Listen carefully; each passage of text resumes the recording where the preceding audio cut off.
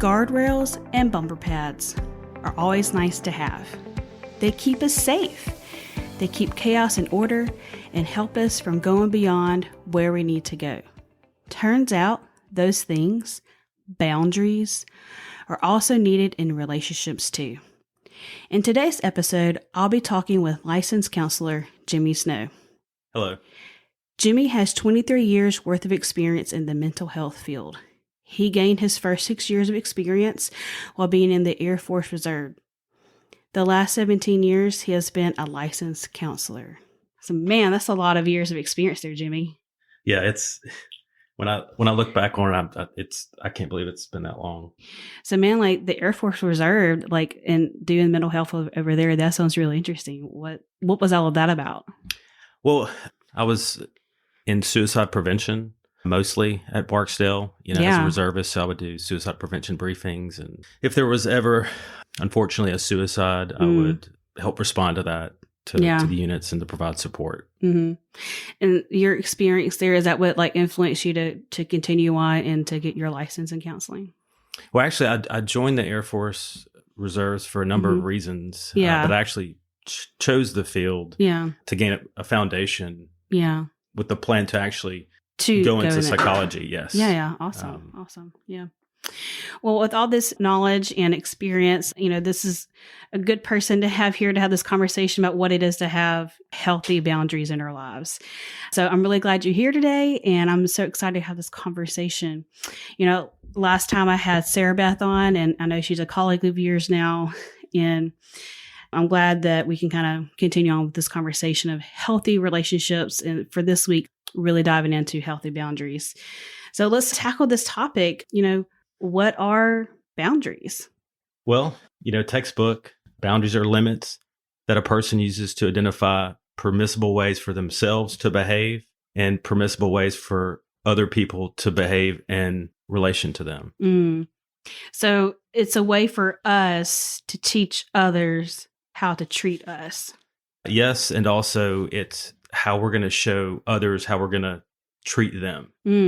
Yeah. That concept reminds me in scripture where it talks about, be in such a way that even your enemies are at peace with you. And so like respect comes to mind. Yeah. Respecting someone, respecting their boundaries, and sort of projecting that, like that's what I believe you're more likely to get in return. Yeah, that's a good point. Where do people naturally have boundaries? So I think people naturally have both physical and emotional boundaries as a part of their nature. I think people's upbringing or their nurture influences the extent to which people develop healthy to unhealthy boundaries. It's family. It's when you encounter someone and their boundaries and how they treat you and how they interact with you, that is very much generational patterns of how we relate to each other and what we expect of others. Yeah. There's physical boundaries, and they provide a barrier between you and another person, and then you have emotional boundaries that determine the extent that you are affected by others' words, their thoughts, and their actions. It's how much you allow others to influence you. Okay. I think I kind of got you with the emotional boundaries, but like with physical boundaries, like you mean like someone like builds a wall? Like how do they physically make a barrier or a boundary? Yeah. So physical boundaries, can be influenced in family and cultures, like in highly populated countries. Like, I went to New York and there's just crowds of people everywhere. Yeah. And I wasn't used to that. I was just very uncomfortable because of physically how close everyone was, but they had to adapt. Because of that. Oh, so you're talking about like the no hugger people, which is me. Is that kind of more like you're talking about? It like could be a spatial thing. Well, I would say where this is crossed more regularly is, there are people that just have a tendency to touch other people. Yeah. In a I guess. Right. They like to hug and they like to in caring way, touch your shoulder. And, some people are not liking that. Yeah. Are uncomfortable with that at times. Yeah. I actually have hug rules, but also recognize there's a lot of people out there who don't understand that. So I try to be understanding to them as well. and I'll allow it, but then try to like enforce that boundary of like, I'm not actually a hugger. So I guess a physical boundary, like I think for me, now that you're talking about hugging, I don't hug like I'll hug my wife, right? But I don't typically just hug, like a females or ladies, yeah, it's like, unless it's so that would be a physical boundary. That makes sense. I gotcha. Because emotional stuff, I was like, okay, that makes a lot of sense. You're talking about the emotional boundaries, but I think it's hard for us to do. You're talking about how like on a boundary allowing, the influence of others, like how you gonna let their words and thoughts about you influence you, like creating that boundary. That sounds awesome. It sounds awesome to have it, but it also sounds really hard to have. You talking about the emotional boundaries? Yes. Yeah, that's the physical boundaries to me. That's easier. It's something that you can it's see. Concrete. It's concrete, and emotional boundaries. There's just so much that goes into that I think as we just discuss this, we'll hopefully flesh that out. Yeah. Yeah. All right. So when should we have extra boundaries with people?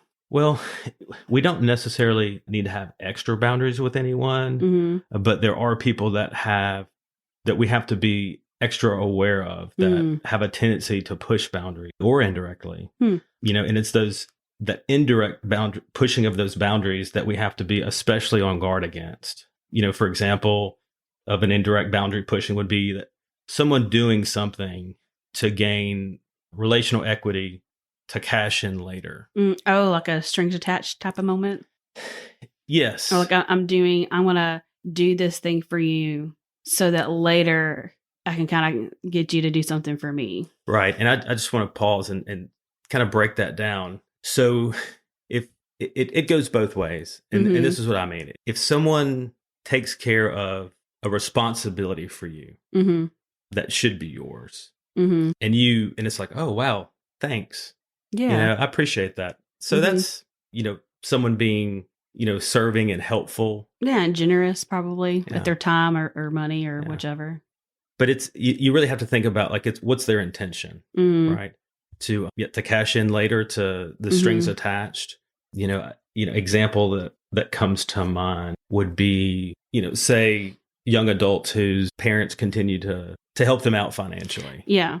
And however, if you're living your own life and you have your own schedule, and if that parent's like, well, are you going to come do this for me or spend time with me? Or you're going to do this and, or do this for me because I did this for you. And it's like, whoa, okay, I appreciate what you did, but that doesn't mean that, that's like it's kind of like a guilt trip. It's manipulative. So when I say it goes both ways on the other end, if you're taking advantage of someone, if you're allowing them to do that for you, that can... Yeah, with no appreciation or no intent to like, especially in the scenario you're talking about, with no intent to like be on your 2 feet.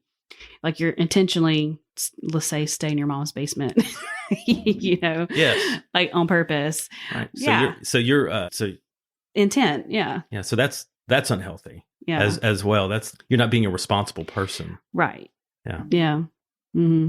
I got you there. Okay.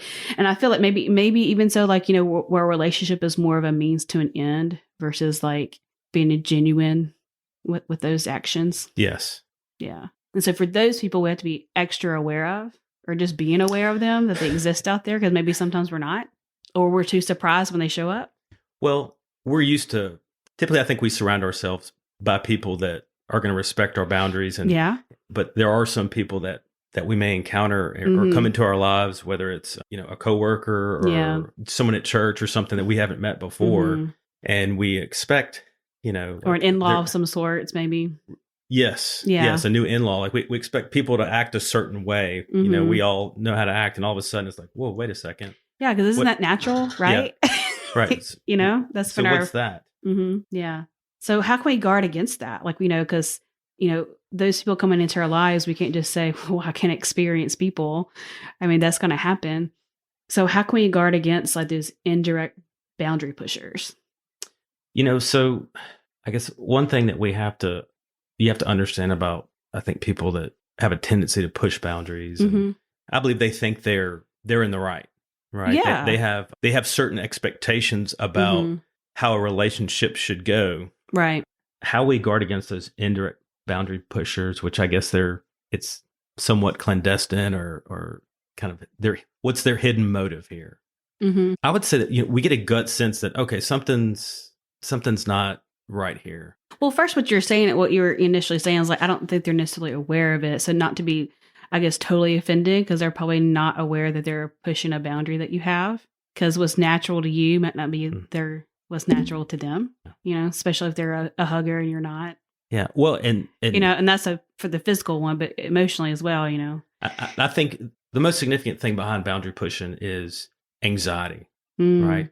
Their goal is to have their environment in such a way that they feel comfortable. And if it's not just how they think it should be, then they're going to try to make it that way. So, and a person's anxiety can be a motivation for their actions or how they are crossing. Maybe that's what gets them to push a boundary, because their environment is filled with anxiety and they're trying to level that. Yes. I would say that their environment or their internal, like. So it's their anxiety that pushes them to be manipulative, but they don't know that.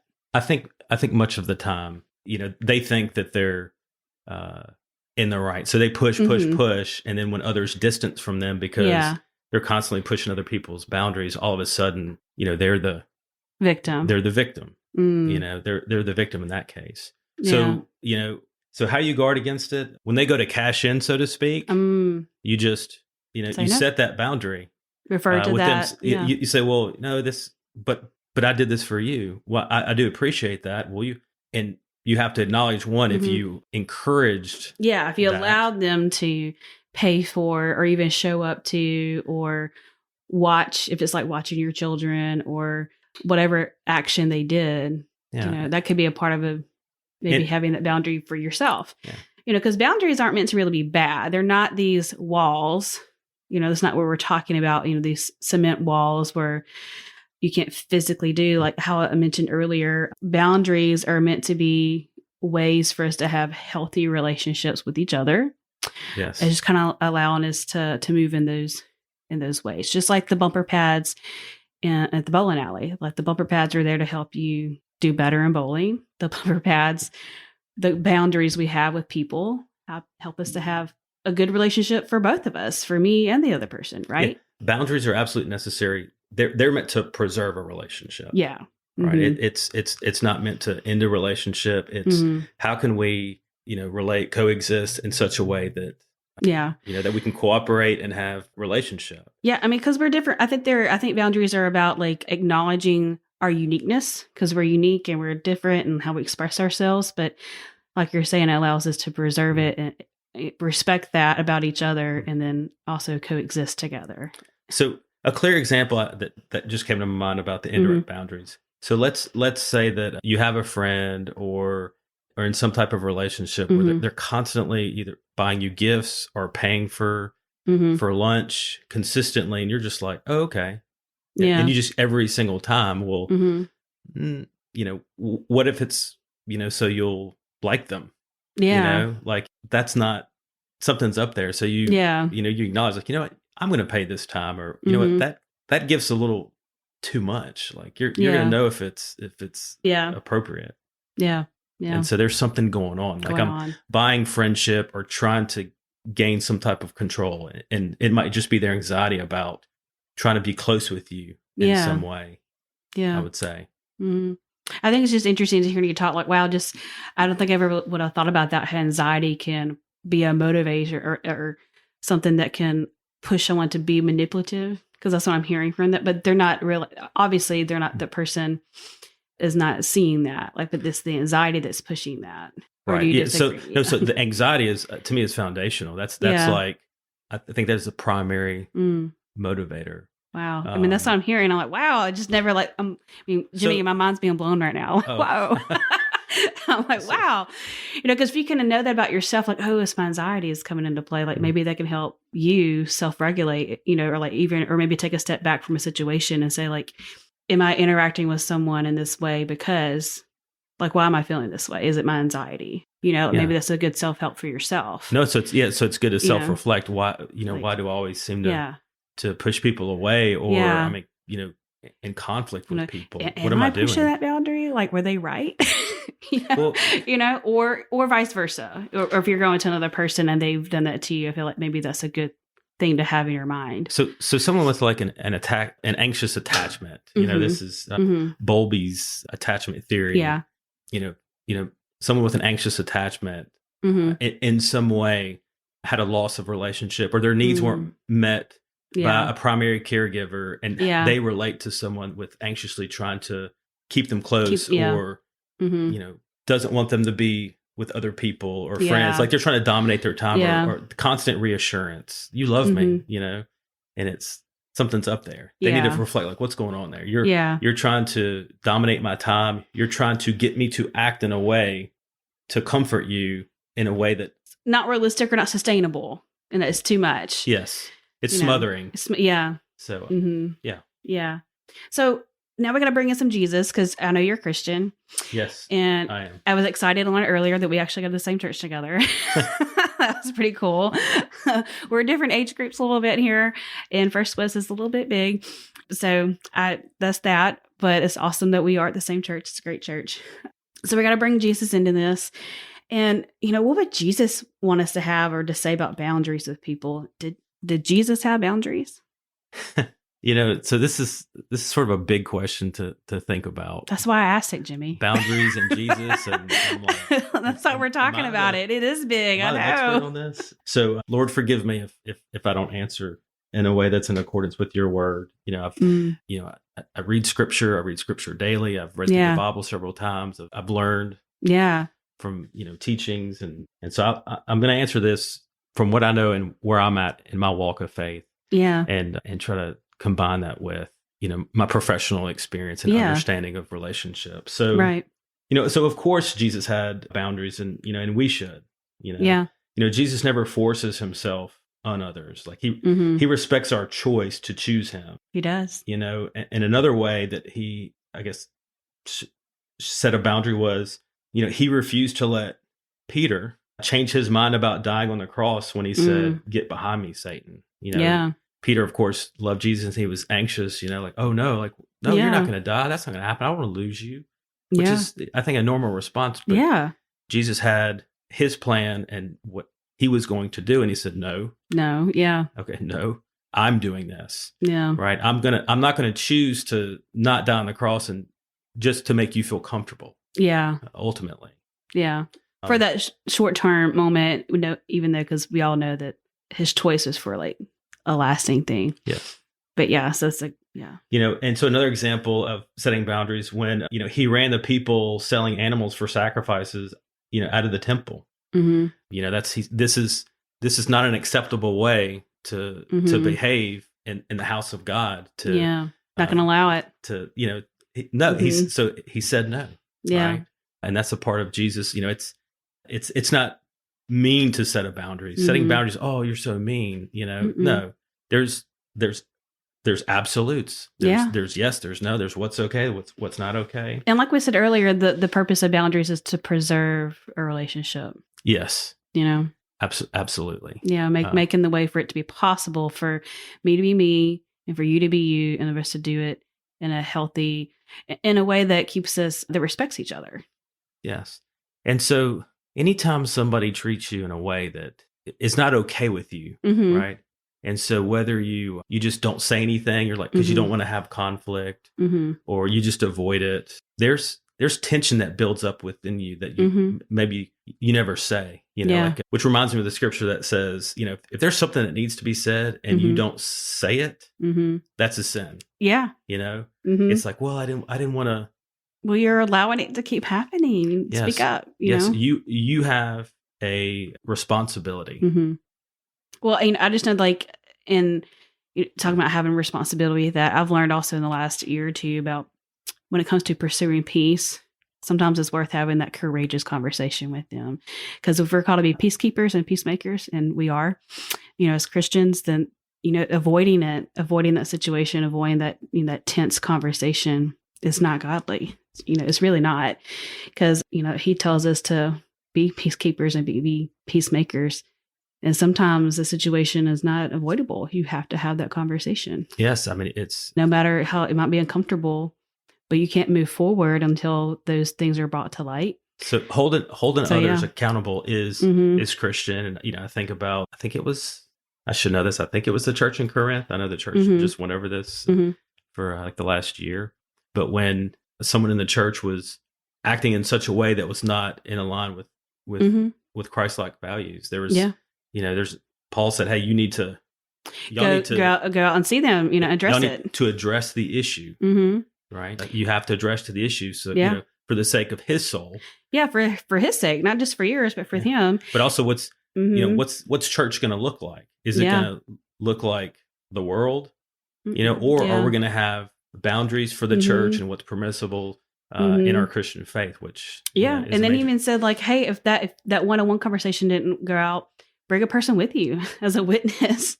Yeah. And also just kind of help encourage that person to see.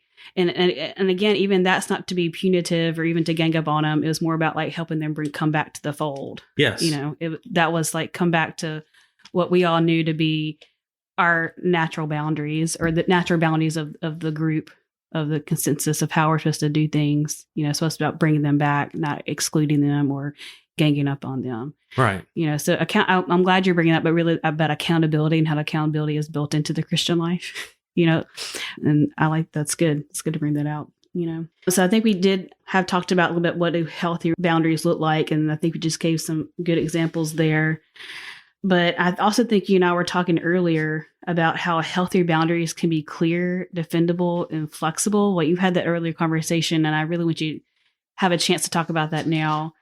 Can you expound on that some? What does that mean? So healthy boundaries, clear, they're defendable, and they're clear as in this is what I'm okay with. This is what I'm not okay having with. those clear expectations. Yes, it's clear. Like there's no gray area to where confusion and it's like I'm okay with this, or I'm not okay with that. And so as far as defendable, I'm not okay with you, every time we meet that you punch me in the face. Yeah. And so and if you're like, well, why not? Like, I'm like, well, it hurts and it's I'm not okay with that. That feels disrespectful. Yes. Yeah. Right. So that's defendable. Yeah. But it's inflexible. And what I mean by that is if through, healthy dialogue that it comes about that maybe your boundary was too rigid. Yeah. That it was just too strict. And so it makes me kind of think of the cell, right? In biology, you have, what's the cell wall?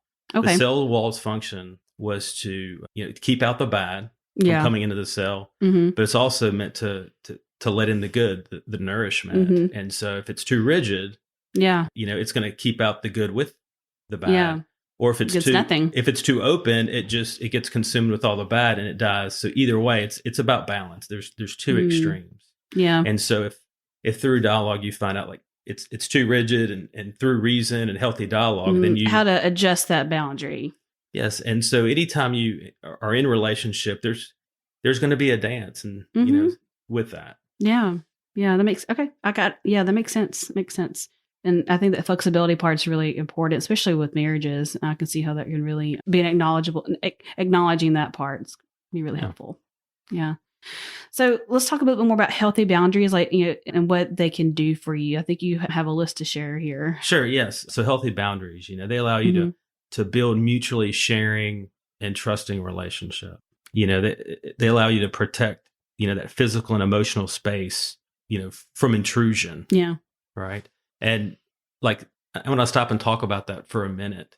So if someone has social anxiety, they're just like, I'm just so socially anxious. My thoughts are going to be that person doesn't feel as though they can protect themselves if an offense came at them in some way. That's going to be a sign to me that, there's boundary issues there. Yeah. That that they were never allowed to say no to somebody. Yeah. Like they had expectations on them that they had to perform in a certain way for another person to be pleased with them. So they're constantly trying to please other people. Yeah.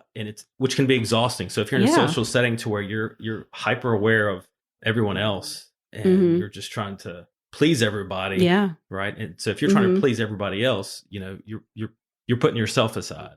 Yeah. Right? You're denying yourself, and that's exhausting. So that's, I'm not And going can also lead to built up resentment and bitterness, and just then you're projecting that out to the world, So yes, and that's when you adapt yourself and deny yourself, it builds up. That is the most, and I kind of teach about communication styles and how to interact with other people and in a 2-person relationship, whether it's a couple or a working relationship. And there's 5 ways that tension/anxiety is maintained in a relationship, and one way, and the most caustic, detrimental way, is that adapting yourself, because resentment builds up over time, and it's gonna get dealt with in some way. Whether it's that style is more, as far as like in a marriage relationship, that person that does all the adapting so much is most likely to have an affair or something. They justify it in their mind over time. So that's just it leads down a bad path. Yes. For sure. Yes. It's so I guess to finish my list here, healthy boundaries allow you to confidently and truthfully say yes or no, and be okay when others, and that right, to be okay. I just want to emphasize that when others say no to you. Yeah. Right. That's so important. Gotta be able to take it. If you dish it out, gotta be able to take it as well. That's right. They allow you to separate your needs, thoughts, and feelings and desires from others. That's so big. Yeah. Yes. Big. And so there's a theory that that's like a foundation when it comes to how I practice clinically. It's Bowen family systems theory. And there's a concept, it's called differentiation of self.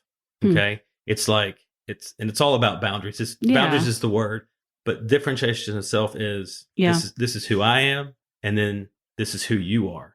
And so if me being me makes you uncomfortable, then you either try to get me to act in a way to make you comfortable, or I voluntarily act in a way to make you comfortable. Yeah. Right. And, so when it comes to that, who's the victim here?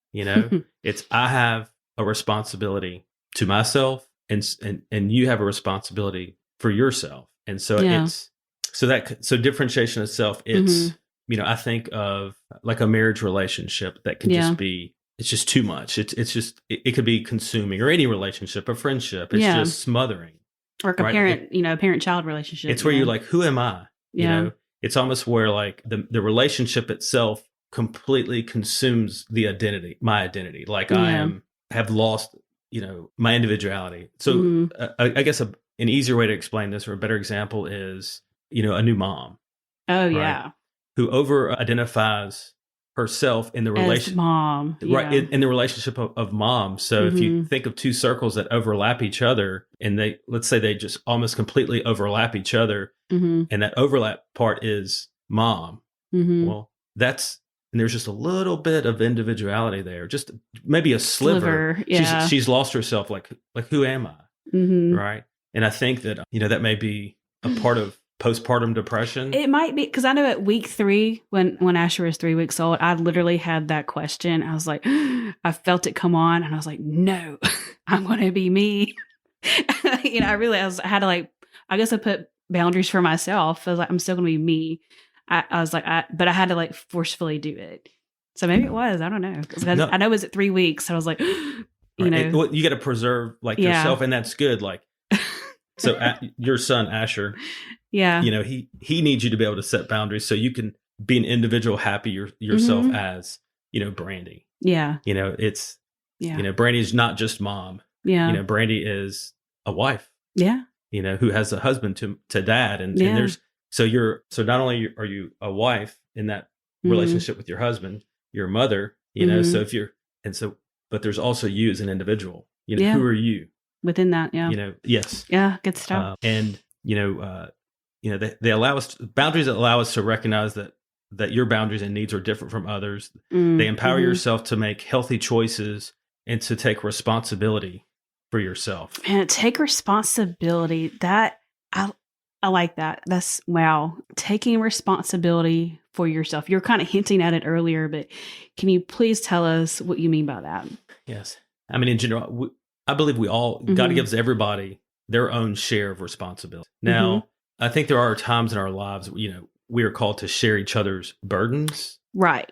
But I don't think we're necessarily called to share each other's irresponsibilities. Right. And so you just focus on, this is what's my responsibility. Yeah. And that's your responsibility. And so if I'm taking care of your responsibilities because you are not, right? That's enabling. Yeah.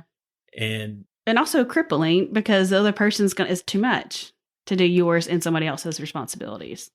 Yes. So it's the concept of the overfunctioner and the underfunctioner, right? The overfunctioner may complain about the underfunctioner. You never, do this or that. But you can't have an underfunctioner without an overfunctioner. It's a relationship. It goes hand in hand. And so to where that overfunctioner may say, they're the victim, but the overfunctioner has to ask themselves, what's my responsibility? Yeah, like, what's your part in that? Yeah, what's my part in this? What can I do differently? Or in just the responsibility, like when it comes to a conflict. Yeah. Where two people are just blaming and criticizing each other. Right. It's important to say, okay, what is my responsibility in this conflict? Like what have I done that this person has been offended by or thinks is the issue?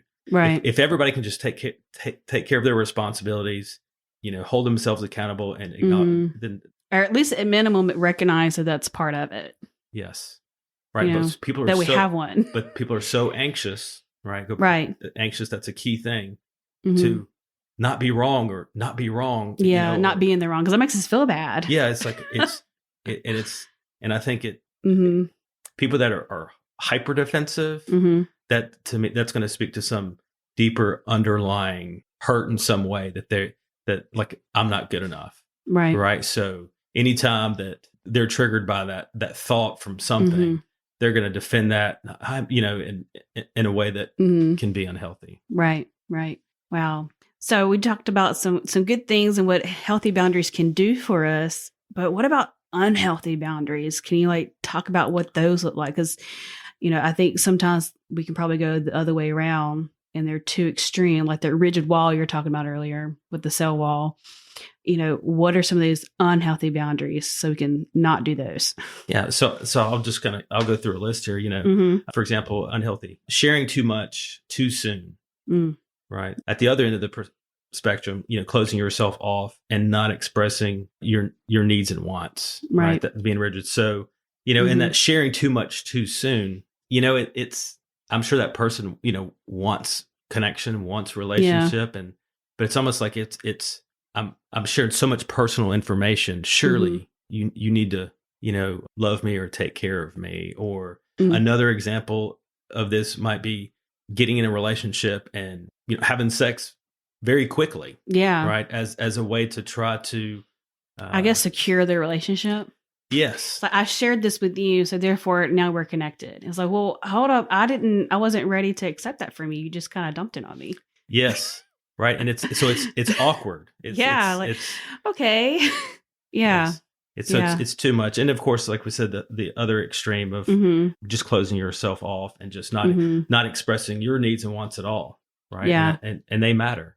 They do matter. Yeah. So other unhealthy boundaries, feeling responsible for others' happiness. I go back to the family of origin. Yeah. Which is, that really helps develop our boundaries, but also how we are in relationship with others. Yeah. And so, there may have been a parent that, you as a child was like, okay, it's, I want to make my parent happy in some way, or I'm responsible for their happiness. So in the concept of Bowen family systems theory is, triangulation. Right? Yeah. And so what that looks like, it might be a husband and a wife.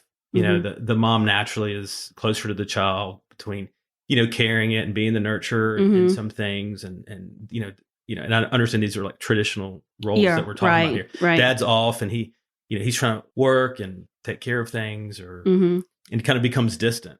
Right. Right. And so that mother and that child may become very close and, that child can see that mom depends on me Yeah. to meet some needs that really Weren't supposed to be his. aren't that place. And Yeah. so that child may become hyper aware of, Mm-hmm. her mood state and does Mm-hmm. things to make her happy. Yeah. Right. Or another one might be, there might be a father who is just has serious anger issues. Mm-hmm. And so that child may figure out, like, okay, how can I act in such a way to keep daddy calm? Yeah. Right. And so Yeah. I'm going to adapt myself to be hyper aware of his moods and how he's doing so that I don't upset him. Yeah. Right. And that's very stressful. Yeah. And so I'm going to adapt myself and learn how to please him, Mm-hmm. or to be there, emotionally for my mom, to where she feels lonely. Like, Mm-hmm. and all of a sudden it's like, that's how you learn how to relate. But in both ways, though, you deny yourself. Mm-hmm. Right. And that resentment that can build up to when you consistently deny your own self. Yeah. Like, you've been nurtured in a way to not have the boundaries you needed to thrive yourself. Exactly. Yeah. Yes. Yeah. Yes, you were. Exactly. Mm-hmm. Yeah. I know you should have some other things on this list here, yes. too. So inability to say no for fear of rejection or abandonment. I'm going to say yes to you because I don't want you to leave me. Yeah. Right. And so if you think about that, so is the person that you won't say no to, are they the aggressor? Yeah. Or in you in some way, mm-hmm. manipulating them. Because maybe they didn't know you. I mean, they don't know about your no until you say your no. Right. And so and that's in a way you could be manipulating them out of your own fears of rejection or abandonment. Yeah. Right. And it's all of a sudden, wait a second, are you the person that's a victim here? Yeah. Because you're not saying no because you're afraid, when that's what you need to. So that's so that's another example. Yeah. This next one. So a weak sense of your own identity. You base how you feel about yourself on how others treat you. And that's where you look to others for your identity. Yeah. My identity is based on, on the outside versus, within. And if that's what you depend on, then you're going to be a chameleon. Yeah. Right. You're going to constantly adapt yourself to what you think other people want you to be. Right. And so you're always just playing this role. And so, which is very deceptive. It is. It's like, I'm just getting a version of you that you think that I want. Mm-hmm. Who's the real you? Yeah. Yeah. Mm-hmm. It's like with the real Slim Shady, please stand up. Kind of. I'm sorry. That would be lame. I was at the gym the other day and they were playing that.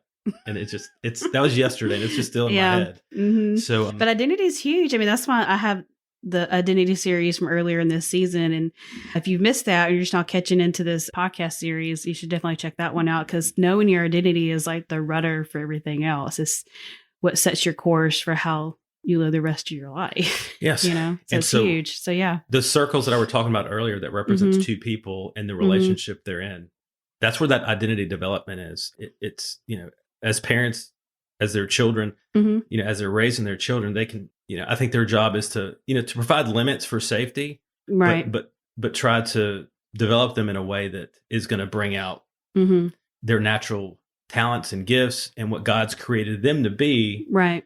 Rather than giving them an identity based on what you think they should be. Like you're going to be that pro baseball player. Or you're going to be that doctor or that dentist. Yeah. So I coached T-ball. Only one time?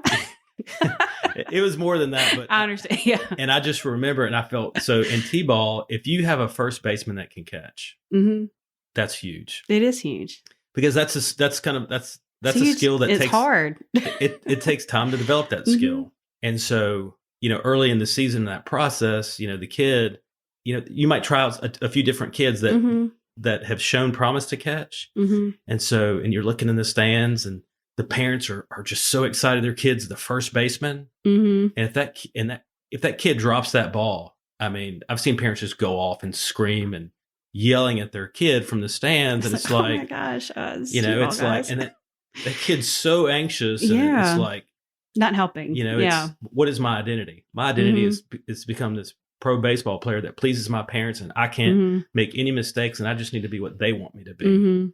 versus, you know what, our son is really good artist, or he's really good at writing, you know? And it's like, or just the fact that whatever they're good at, that's not all that they are. You know, yes, there's more to that person. Like, let's say they are great at baseball or whatnot, like the T-ball, or like, okay, well, there's more to your son, your child than just that. And I yes, love all of them. it is. And not make them feel that that's the thing that makes them worthy of your love, So, because it's not. and I guess this is in the realm of boundaries, but this is a concept that's really important you have the golden child, right? Or the I guess that was me. No, I'm kidding. or the troubled child. Yeah. I think when a family focus too much on either one, like this, let's say that actually that baseball player was just phenomenal and incredible. Yeah. And the parents were like, we're going to go to travel ball, all the things. We're to do all these things. And so there's a part of this child that thinks, you know, my family's happiness depends on me, you know, and my success at this, you know, and I have to continue to do this. You right. know, and so that's not healthy either. And that's, as far as like boundaries, you know, I think, or the development of boundaries, they would need to allow that kid to develop his own identity versus, well, I don't have good boundaries because my boundaries is just to keep you happy. Right. Or just having that conversation. I did play travel ball growing up and whatnot. And, you know, as an adult now, hearing other people's stories, there are some parents who asked him, well, is this something you want to keep doing? You know, I think having that conversation, just having them realize that, hey, we like doing this with you, but don't feel like, you know, you have to keep doing it if it's something you want to, like, if you're burnt out on, because you can be burnt out on that. Yes. And I know some families that they had that conversation and it was a surprise at first, but they're like, you know, I'm burnt out on this. I want to quit. You know, so I think they're better for it though. It sounds like I'm hating on parents a little bit. I mean, I'm a parent and I've just, you know, I've made a lot of mistakes when it comes to, you know, these topics and the development of identity and boundaries and things. But once you understand where you've made a mistake, it's your responsibility to change that. You know, ultimately parents want, I think, the best for their kids. Sometimes it's good intentions. The road to hell is paved with good intentions. Yeah. So this still misses the mark, even though you meant well. But I think that the great thing about one for, you know, with Christianity and also even with having boundaries, I think it's healthy to go back and mend it. You know, asking for that. I'm like, oh, well, how can we fix it? Or when you had that moment of like needing to fix it, to me, that's part of recognizing a boundary and maybe even creating one, or that's how we can create ones together to move forward. I think that's some things of reconciliation and grace and all of that. So I think it's you know, it's a way to move forward. You know, acknowledging. Yeah. Hey, I'm sorry, I didn't realize. You know. Yeah. I'm gonna back off. So there's, you know, or what do you think, or what do you think? What do you want? Yeah. Right. We have to allow others to think for themselves. Right. So yeah, I read just a minute ago, you know, I guess on the healthy boundaries, separating your thoughts, needs, and feelings and desires from others. Right. It's, you know, I think about relationships. Yeah. You know, are you okay with someone else being in a bad mood? You know, it's like when they're upset. Yeah. Right? Sometimes they need to be upset. Can you allow another person to be upset? Right. And so when and the other person in that relationship becomes maybe uncomfortable or anxious, when that other person's upset, it's, you know, that person is legitimately upset for their own reason. But I think more so it may come back to this person that is anxious about someone else being in a bad mood or upset. Because it made them feel uncomfortable. They're uncomfortable with them being upset because if you look back, chances are they were responsible for that. Yeah. You know, they learned, like, I'm supposed to make you happy. Right. And so you're unhappy with me. And it's not like, no, it's not you. I'm just unhappy. Right. But if I am unhappy with you, we need to address that too. Right. You know, like, either what way. have you done? You know, if you've wronged me in some way, you know, you need to take responsibility for that. And Jimmy, did you happen to watch that movie Inside Out with your kids, or were they too old?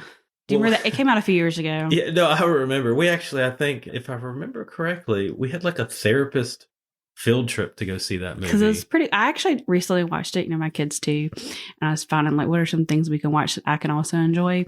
At the time when it actually came out, I didn't watch it, but I watched it a few weeks ago and I was like, man, I was really struck how they kind of focused on like this kid was that had a lot of changes in her life.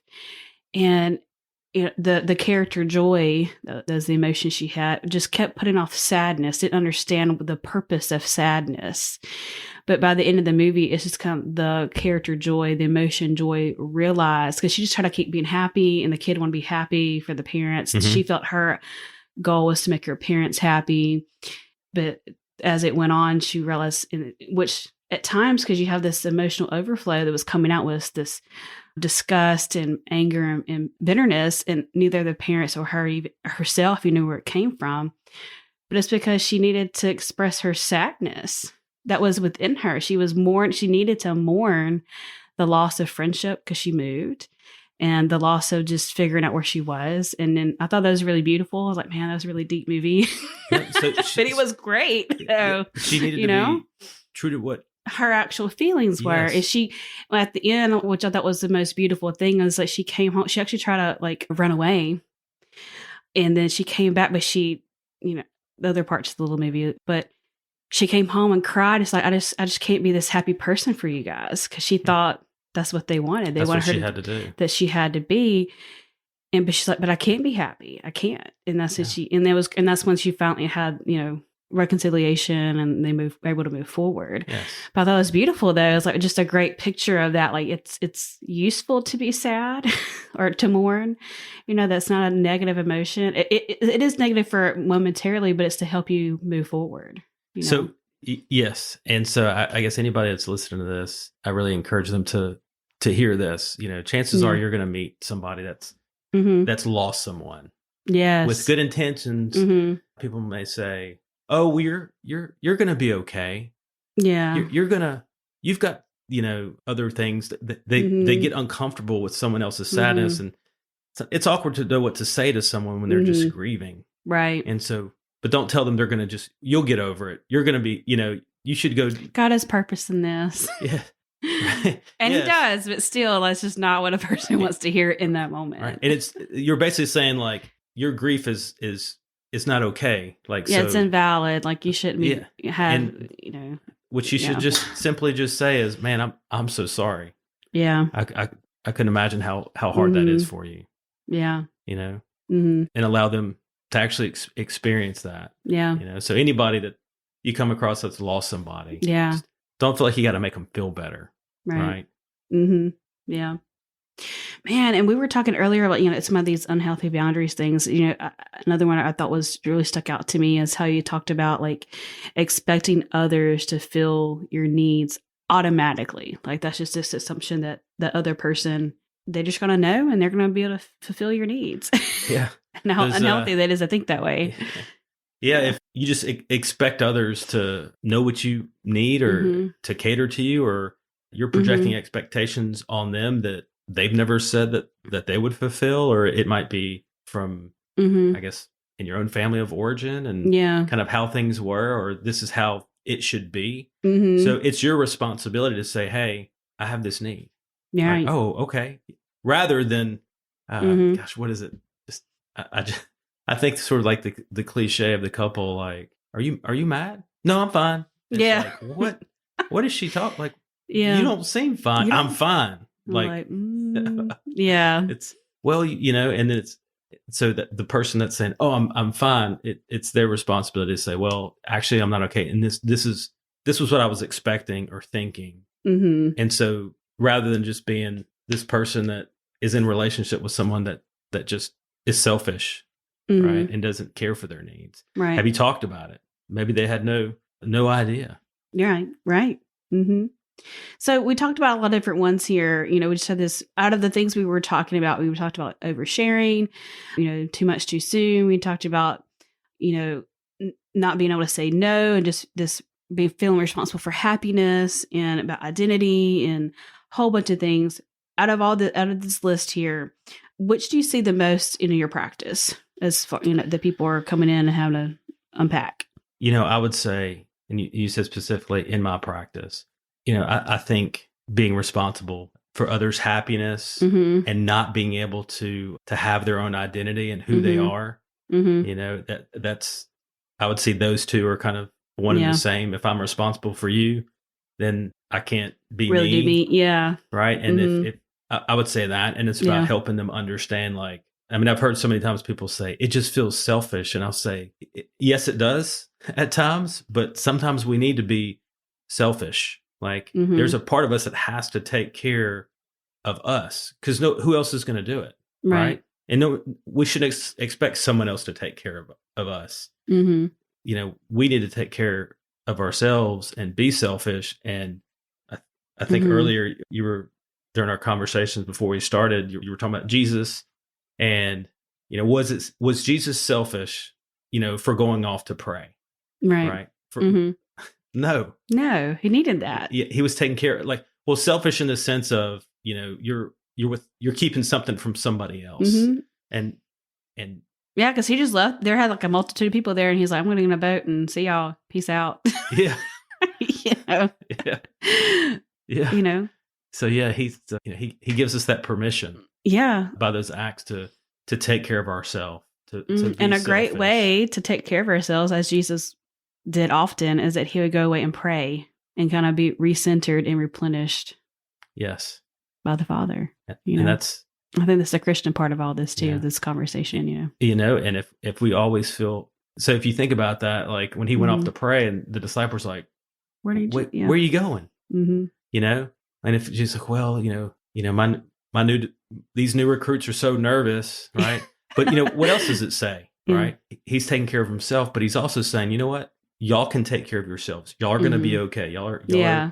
Y'all are big boys. Like, you can take care Yeah. of yourselves. You don't need me to hold your hand and Hmm. to coddle you. Like, Hmm. I believe in your ability to handle this situation. Right. Hmm. Yeah.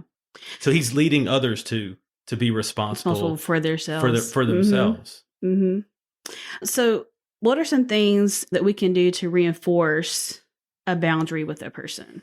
Well, I would say when a boundary has maybe that you have laid out has Hmm. been crossed, Right. I think it's very important, even though it can be difficult, is to be calm, right? Because Mm. once you've reacted Hmm. emotionally, it's you've lost. Yeah, because people just dismiss it. Oh, well, Right. you're just upset and it's taken as being irrational. Yeah. And there's a scripture, I think maybe it's in Proverbs. It talks about, like a calm response calms anger, Mm. right? So some things that you can do I Yeah. would say, calmly, clearly, and consistently express the boundary, and avoid getting into an emotional back and forth. Emotions can Mm. be used to get you to compromise your boundaries, and it's not logical to do so. Like, so Yeah. an example would be like, if you loved me, you would dot dot dot, Yeah. right? Hmm. That's a way for that's like guilt tripping, Yeah. right? Back to what we were talking about earlier, Right. that So, emotional like, so manipulation. Christian, and and it's a big deal today, like premarital sex. Hmm. It's like, if you love me, sleep together. And Hmm. if you're trying to hold, to the Christian values that are absolute, you're going to say, no, I'm saving Yeah, myself, this is my boundary, and this is my right? boundary of love, actually. Right. Yeah. And Hmm. you set that boundary, Hmm. calmly, clearly, and consistently. Yeah. Just keeping like, no, this is it. Just like a bumper pad. And I guess, in bowling, I just think about that naturally. Like when the bowling ball bumps into it, it just like, oh, and keeps it going back the other way, That's That's a the good, purpose of it. yes. Yeah. Yeah. So how can you know if you're like setting that boundary and just reinforcing it correctly? Like, how can you know, like, okay, like I've been doing this, I've been trying to set up my guardrail here, but they keep pushing into it. Is it me? Am I not doing it calmly and clearly enough? Like, what else could I do? Or is it just them not recognizing my boundary? Like, how can we know that? Well, so if they were working, so the first thing is they would work, Yeah. right? If it's done correctly, it would work. Hmm. So there are some people that aren't used to having boundaries set on them. Right. So they'll push harder. They're like, okay, my environment's supposed Do this. to be Yeah. I'm not supposed to have limits set on me because I'm not used to that. Hmm. So, I'll just push harder. Mm. And that's where you really have to stand firm, calmly, clearly, and consistently reinforce that boundary.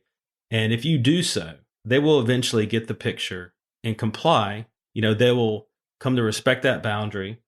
if that's something, a Mhm. relationship that they want to preserve, Yeah. or they'll move on to someone else that they can gain control over. And see, that's Mm. the thing. A lot of people that end up together Right. have the same level of, Bowen calls it differentiation, right? Mm. Or the same level of boundaries, right? Right. Like earlier I was talking about that overfunctioner and And under. underfunctioner, Mhm. or, it's, a person that pushes boundaries Right. is going to match up with somebody that allows the That boundaries allows it to be to be pushed. pushed, right? Mhm. And Right. and neither one is Mhm.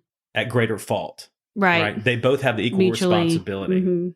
Mhm. Yeah. So the person that keeps breaking the boundaries, they're kind of more about manipulation and control then. Yes, it's all about Yeah. manipulators to change it into a way that they want. Yeah. It's yes, To it's make about them that. feel comfortable. Yes, to make them Yeah. feel comfortable, Mm. to have a need met that they think you should be filling, Yeah. to have you act in a certain way to make them feel comfortable, whatever Mhm. it may be. Yes. Yeah. So you could be doing it right, but they're just not used to that. And so maybe it take a minute for it to work, or maybe they're Yeah. just not So respecting the yes. relationship. So they will learn you. Hi, Mm. this is who I am. And if you Yeah. would like to be in relationship with me and us to have peace and harmony in this relationship, This is you how it know, needs to go. this is how, this is how it, Mhm. This how is what I I expect, need. Yeah. you to react to me. Mhm. And when I say calm, to where it's the emotions can really Mhm. get you kind of caught up into the whole fighting and blaming, and nothing ever happens, just the big blow up, and it just, we never Yeah. address the issue. Mhm. It's, so I guess boundaries with kids, if you Yeah. have, there's, I do some parenting stuff. Mhm. There's a book, and it's called Positive Parenting with a Plan by Dr. Matthew Johnson. Okay. That's a really good book. Okay. I'll have to check it out. And it's in there. He has I want to say it's the 6 ways that children manipulate authority. Right. Whenever Mm. you set a rule, which is also a Yeah. boundary, we Yeah. expect is they will. Let me see if I can remember them. I know guilt tripping is in there. Temper tantrums. Mhm. Fear. I'll run away, or Oh yeah. something like that. There's several ways that they will act Right. to get you to break, and if you calmly and consistently, So no. That's right? what we're gonna So you don't do. get in this argument with your kid, and you're just Mhm. like, this is the rule. This is, and so I know I'm saying it's harder when, It's you, and it's happening to you. right. And it's Yeah. something that someone that you're close to, Right. as like a spouse or a child or a potential spouse, Mhm. Yeah. yes. Mhm. And it's really hard when you're trying to set a boundary with somebody. Let's say it's a parent, Mm. right? And Right. I want to make sure I touch on this. It's like the leave and cleave, right? Yes. So Yes. with Mhm. it's like the mother-in-law, Mhm. right? I guess mother-in-laws can get a bad rap. Yeah. It's that transitional stage from from being a kid and being at the house and then leaving home and Mhm. eventually getting married. That's what if your in-laws, let's say it's father-in-law, Okay. because I don't want to give the mothers, just they overstep. Like, let's say Mhm. dad, from your family of origin, has a Mhm. real hard time of letting your husband Be the man of the be yeah. the man of the house, be the husband, Yeah. right? And so then you're stuck. Like, I got to set a boundary with my dad. Yeah. That's like, what? And it's Mhm. like, this is somebody that I respected, and that's raised me, and I Yeah. love so much, Mhm. and it's going to be hard. So, Mhm. or a boundary with a boss. you Yeah. know what if if someone that's above you, what if you're trying to have some kind of balance of life, and your Yeah. boss is consistently asking you to work off the clock at home after hours on your computer? Mhm. Wow, if I set a boundary with that, I could lose my job, Yeah. even though your boss was not being healthy. Expectations are like And so, unrealistic, or but yeah. if you can calmly set that boundary and Mhm. say no, right? Mhm. They're either going to adapt to you, right? Yeah. Or you're going to get fired, right? In this case, getting fired for setting healthy boundaries for yourself, in the long run is the better idea. Yeah, it's better for you that staying in a place where you're miserable like that, and how it'll affect your not just yourself, but then like your home life. Like how you, because then that'll if you're miserable like that, it's going to come out to your spouse and to your children and even your pets at home. Yes, They're all your going to feel pets. it. Come on, kick the dog. Like So I think in the better, you're just better off without it. So just coming to Yes. the terms to realize that for yourself. Yeah, Yes. yeah. So what should you do, if that person just repeatedly crosses the boundary? Like, is there a point where you say, okay, it's time to say goodbye? So, I guess the person that's setting the boundary that keeps getting crossed, they should ask themselves first, what are they doing that's not working to get that message across? Am I staying calm? Yes. Is the boundary and I guess the crossing or the violation of that boundary they were setting not being implemented, like I said, clearly, consistently? And is it not punitive enough when crossed? Meaning, does the benefit of them crossing that boundary outweigh the consequence of that boundary? Yeah. Is it what's the payoff? Yeah. It's if I go back to the parenting example, if I'm eating, I don't know, if I'm eating the cookies that I'm not supposed to eat, and all you do is kind of nag me or I told you not to do that. Okay, well, I'm going to hate me another one later when you don't see it. You don't ever listen to me. And if you just, we call it, talking too much. These are, Dr. Johnson calls it I think it's the 7 cardinal sins of parenting. And the first one is just talking too much. Right. So, if after you take responsibility for what you are doing that is contributing to that boundary crossing and they still cross them, then you have to decide, whether or not you can stay in relationship with them. Because like I said, we talked about earlier, boundaries are meant to preserve a relationship to where it's sustainable over time. Yeah. And, there's some people that just refuse to respect those because they want the other things to be a certain way. And at that point, it's just, it's not compatible. Right. It just isn't. All right, so now I have to poke the bear a little bit and interject some Jesus stuff in here.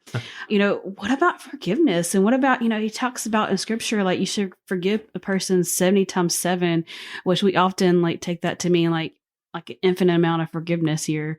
So what are boundaries and this enabling of sorts, or just, so where does this collide? Like having these boundaries and forgiveness, where does that meet? So what about forgiveness? That 70 times 7. Yes, you can forgive somebody, but you have to ask yourself, why are you in a position to where you have to keep forgiving them, right? You have to take responsibility on your end for you being in the position that allows them to offend you. So back to that responsibility part, I think this is kind of an example that can help maybe express that. Go back to basic training. Okay. So the person, like locking your foot locker is it's such a thing. If your foot locker is unlocked, the drill instructors or that's in the Army, or the TIs, the training instructors in the Air Force, they will just throw your stuff everywhere, and it's the person that doesn't lock their locker is just responsible for the person that steals out of their locker. Right. Yeah. Right. And so we're talking about, setting that boundary, you have to ask yourself, like the 70 times 7, I forgive you, but you need to figure out why you're in this position that you have to keep forgiving them. So I feel like, just from hearing this talk, and some of this I'm taking from little other things I've heard before, that there's a difference between forgiveness and reconciliation. Yes, so it's okay to be unreconciled in a relationship as long as forgiveness is there. Like, I'm not harboring hatred and bitterment towards you, but we are unable to be in relationship together because if we're in a relationship together, my life is chaotic. Yes. So recently in church, very timely, the pastor said, the goal of forgiveness hopefully will be reconciliation. Right. To reconcile that relationship and to, to be at peace with each other. Right. I think the scripture talks about, work towards being at peace with each other. Right. There are some people that it's impossible to be at peace with no matter how much you try, Yeah. right? Every time you're like, okay, I'm going to try this time to make it work. And then they overstep their bound. They offend you. They hurt you again. Right. And so it's like, it's where does your grace end in that situation? Yeah. Where does, I think, thinking about scripturally, where does God's grace end? Right? It doesn't. Yeah. But I think, so I don't think we have like unlimited grace. It's not like, well, like going back to the New Testament, I think it was the church in Corinth that where they're like, oh, we're not bound by the law anymore. And, we're just going to do whatever we want. It's all covered by that. But it's grace, but when it's given when you ask for it, like when you ask for that, when you have that repentant heart. Yes. So yes, you repent of your sins and ask for forgiveness. And then it's there. And you have that grace. But repentance also means you're changing your ways. So, right. So God's grace is not permission for us to overstep God's boundaries. It's not for us to manipulate God. Well, right. Lord, you said I have grace, so I'm just going to get to do whatever I want to do. And I'll say, give me grace later. Yeah. No, because that's not right. Right. And so talking about this relationship ending, right? Right. And so if hell, that's a place where God's absent. Yeah. Right. God is not in hell. That is, I've heard it described as, it's just the absence of God. Of God, yeah. Right? So that means like, okay, so at that point, you're not in relationship with God. Okay? So at some point, God said, I can't be in relationship with you. Yeah. Right? You refuse to repent of your sins. You have not respected my boundaries, my rules. Even though I made a way for us to be reconciled. Yes. You rejected that version or that way for us to be reconciled together. Yeah. Right. And so, and wow, that's really connecting with me right now. This is awesome. Like the whole, the boundary setting that God placed in the garden. And then again, continually in his effort to reconcile with us. Right. Just that language of that. And you know, Israel and just over and over again, and they would repent and they would repent and then they would offend and they would over and over and over again. And there's something like, my conversation with Sarah Beth, which that conversation is the episode before this one. She had touched on how being willing to, I guess, have the door open if that person's finally repentant or finally saying, hey, I now realize I've crossed this boundary with you. Because we touched on it a little bit about forgiveness and reconciliation. And for her and how she put it was like, you can forgive them in the sense of you're not harboring, you're releasing that debt. They don't owe you anything anymore. You're not bitter about you don't sit around and think about how much you hate them and you just want their demise. Yeah. Right. But the reconciliation that takes some work because it might take more than just I'm sorry. It might take some more work to it. I guess the idea was you remain open to that being a possibility. Yeah. And so that reconciliation will, it's a process. It's like, are we fully reconciled? Does that mean that we are 100%? Right. It may look like we're going to go slow, little bit by little bit. And as we build trust in this relationship and that you have shown me that I can trust you, and then you will have over time, you will have more and more relationship with that person. Yeah, more and more relationship with that person. So that's.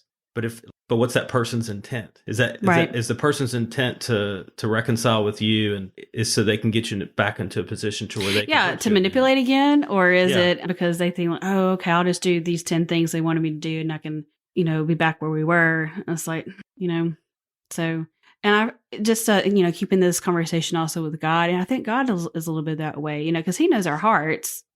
Is it a true repentance or is it just lip service? Because God talks about, well, you honor me with your lips, but with your heart and everything is not honoring. Oh, yeah. That's, honor me with your lips, but, your actions aren't showing that. You don't show that. Yeah. That you're repentant. So the grace is there. On the Jesus side of things and how we're talking with that, the grace is there, but the repentance but even has God to be has true. his limits. Yes, he has his boundaries. I mean, and there are people that will be cut off from God. Mm-hmm. Yeah, he's and they say, well, right, and so I'm so glad we're talking about this because that's where he's mean. He's a mean God. If he cuts us off, if we're not in relationship with him, right? Yeah, that sort of that that guilt trip. It's like, no, it's, us respecting those boundaries, even God's boundaries and those expectations, that's for our good. Right. So if I'm in a relationship with somebody and I have good, healthy boundaries and you have good, healthy boundaries, that's going to be a wonderful relationship. Right. Right. We can talk about things. We respect each other. There's no manipulation. There's honesty. That's fantastic. That's ideal. Right. And that's good. Right. But for me to not have boundaries with you, right, which, like I said earlier, that goes both ways. That person not having boundaries, that's an issue on their end. That's going to be chaos. That's going to be sin. That's going to be missing the mark. That's going to be no good. Right. So, and that's where those absolutes come in. Like there's either right and wrong. Yeah. Man.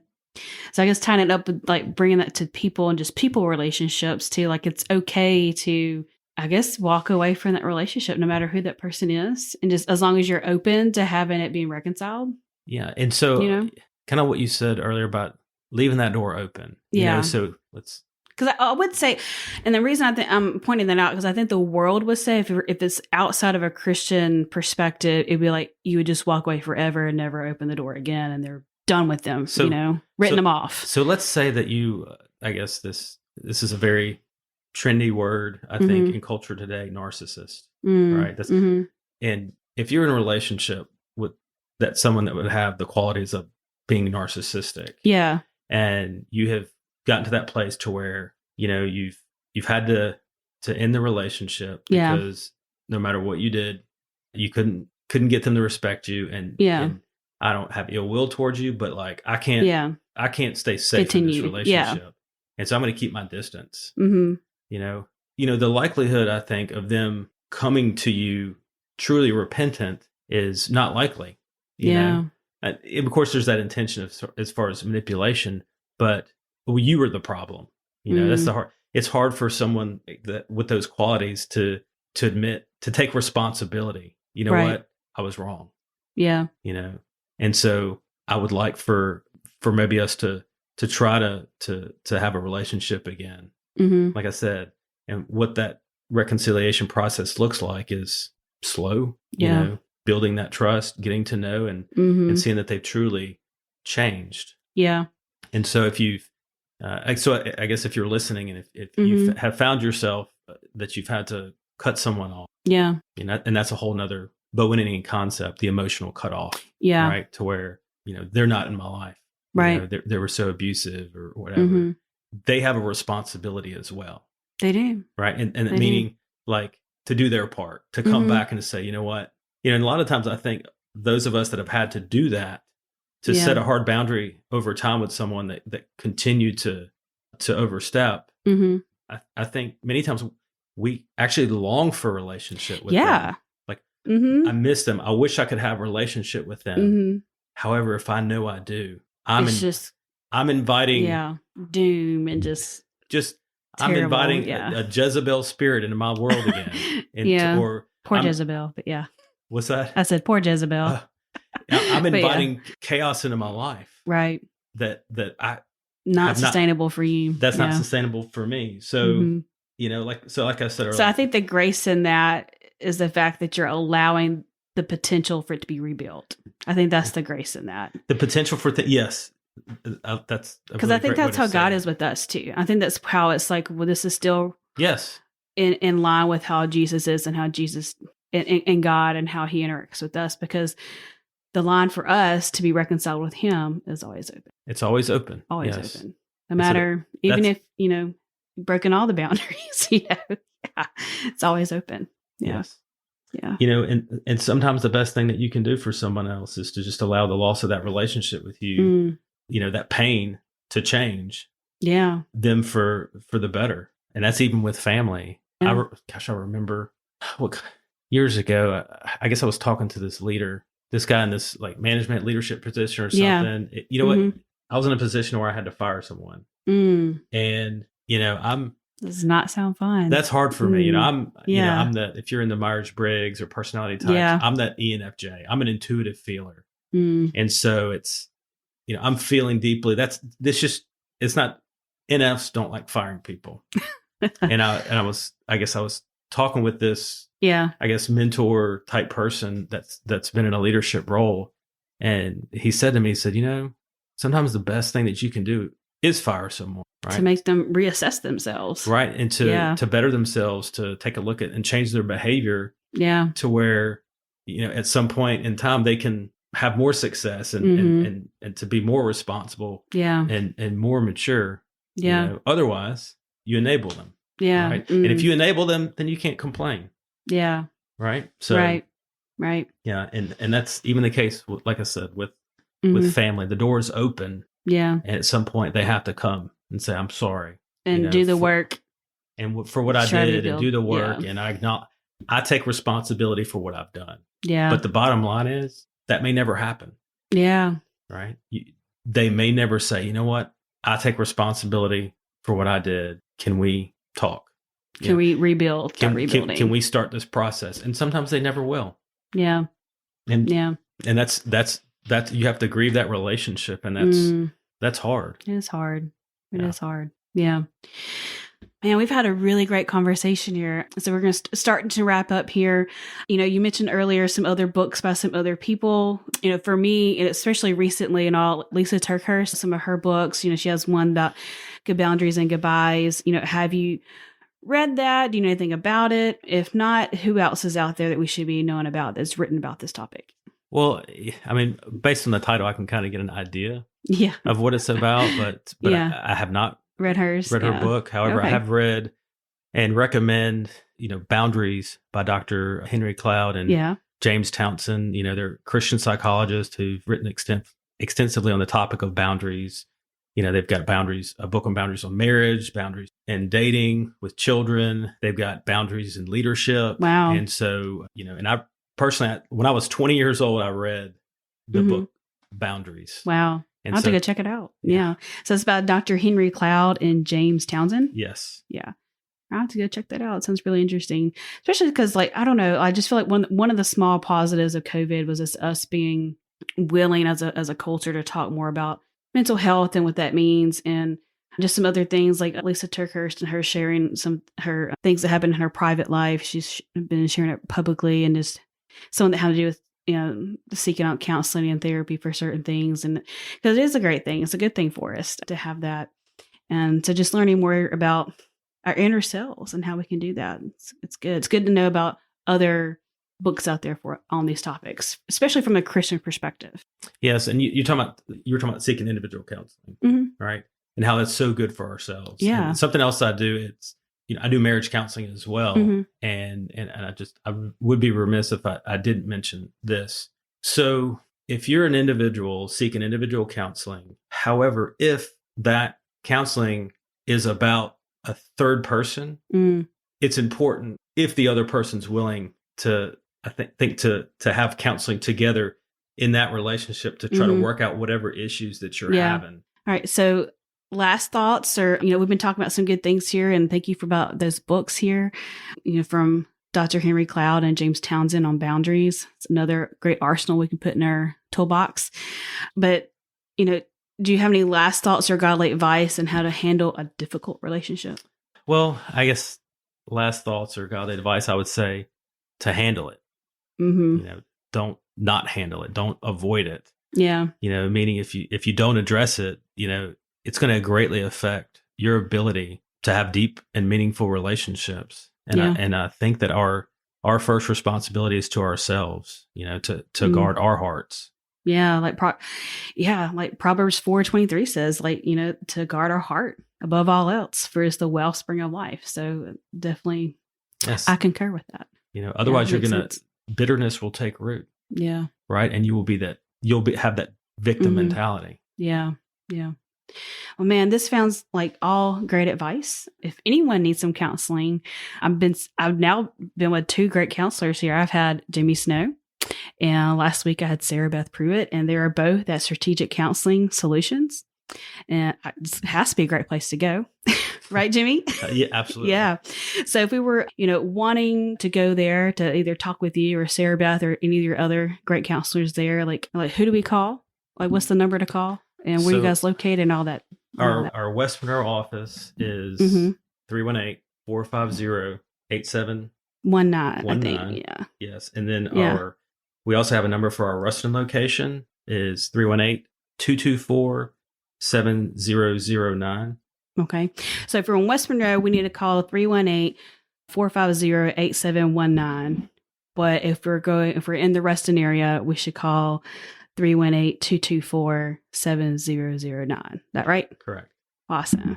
And what's y'all's hours? Do y'all have normal hours, 8 to 5, or what do y'all do? So, we have, counseling, a lot of people need to come one after school hours and sometimes after work. So we have, some therapists that might work a little bit later, that might take a 5, a 6 o'clock. We have other therapists that will meet earlier. It's just, we try to be as flexible as we can to meet the needs of our clients. So just got to call and find out, huh? That's right. Yeah, just call and find out. Okay. All right. And y'all have a website? What's y'all's website address? It is scscounseling.com. So I think it's a little different. Okay. Yeah. All right. Sorry. So it's scscounseling.com. Yes. Okay. scscounseling.com. Yes. And you can go in there and we have pictures and bios of all of our therapists and staff. So go shopping and find your right one for you, huh? Yes. Counseling is a very personal experience. Mm-hmm. And I've had from others, I'm a part of a life group where almost all of us in the life group have been to counseling at some point because we're all pro counseling people.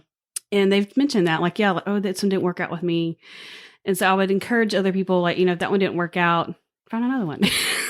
There's plenty. Yeah. There's some good ones. I know at First West Counseling Center. And then obviously you're here talking with Jimmy and Sarah Beth. Obviously Strategic Counseling Solutions also has some great counselors as well. Yeah. All therapists aren't created equal. It's not like writing a prescription and say, here, take, Yeah, it's not a little 10 box. counseling sessions. Yeah. It's different therapists have different specialties, different fits, and it's, and sometimes it's hard to say, well, I don't want to tell my story again. Yeah. But, chances are there's a therapist that you can connect with and that will get you where you need to be. Yes. Awesome.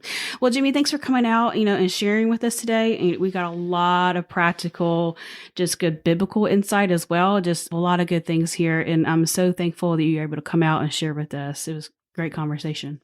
Thanks for having me. My name is Jimmy, and this is my story of the middle. I'm your host, Brandy Bostic, and you've been listening to Season 3 of the Up From Up podcast. Next week, you'll get to hear a testimony story from the lovely photographer, Angela Shoemaker. If you're interested in getting a little extra, check out my Patreon account in the show notes for ways to get merch and other cool perks. Psalm 40 verse 2 says, He brought me up from the desolate pit, out of the muddy clay, and set my feet on a rock, making my steps secure.